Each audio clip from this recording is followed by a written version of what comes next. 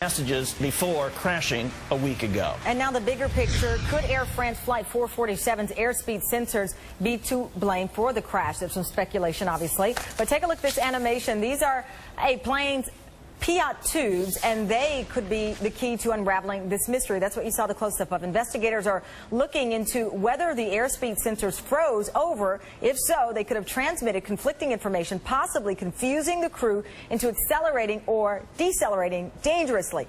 Let's get right to it with airline safety expert Arthur Allen Walk to help break it down for us. Thank you so much for joining us. Sure. First, let me ask you about the Pilots Association now saying that they don't want to fly these aircrafts because of this Pitot problem. Well, I think that pilots associations are there to protect the interests of pilots, and I think it's reasonable for them to be concerned about it. However, you must remember that there are two of these on each of these airplanes, and you'd have to have both of them freeze up, both of them at the same time, and that would be the very unusual, plus the fact that the crew would be looking at the airspeed unless they had made a change in the airplane. Like, for example, if you leave the throttles at the same position and the airplane's flying along, they understand that there's got to be a problem with the airspeed sensors, and they'll get a warning about that.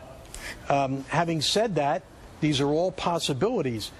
I would think that the very large variations in airspeed that were transmitted automatically to the ground, to me, means that the airplane is being violently maneuvered in wind shear due to the thunderstorms, more so than any icing up of the Pitot tubes. And that was some of the early speculation, Arthur, out there. But let me ask you, Air France was supposed to replace these tubes, these sensors, these speed sensors. I've read a couple of experts say, obviously, if these aren't working, it can be extremely dangerous, but pilots are trained to handle this situation. But the fact that these replacements had not been made is a greater concern there, that they've not made their way through the fleet and make a repair that, I mean, it's there on the plane for a reason.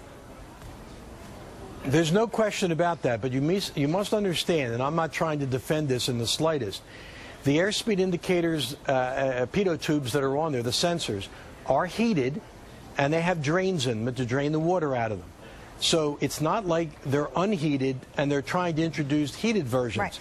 They are heated, and they're introducing ones that have greater heat available to melt more ice than is ordinarily expected. Arthur, let me ask you, though, we saw this image earlier today, the largest piece so far of this aircraft, the tail appeared to be part of the tail, in the ocean there. Still more speculation that it broke apart in the air. Would a thunderstorm theory explain the aircraft breaking apart before it hit the ocean? Oh, there's no question about that. Thunderstorms generate violent updrafts and downdrafts that can exceed the strength of any airplane, no matter how robust that airplane is built. So that's why we pilots are taught from the very earliest part of our training to avoid thunderstorms at all costs. Now, airline travel is such that they regularly penetrate areas of thunderstorms. The danger in doing that is that a large thunderstorm can hide an even larger thunderstorm behind it. And so that when pilots attempt to penetrate areas of thunderstorms, they are really taking a significant risk.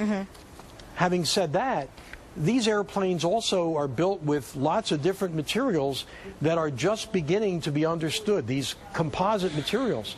And I think that before this is over, we're going to be looking into whether or not the testing is adequate for these materials as well. And that's very scary to hear. All right, Arthur Allen Walk, thank you very much for your expertise in this topic.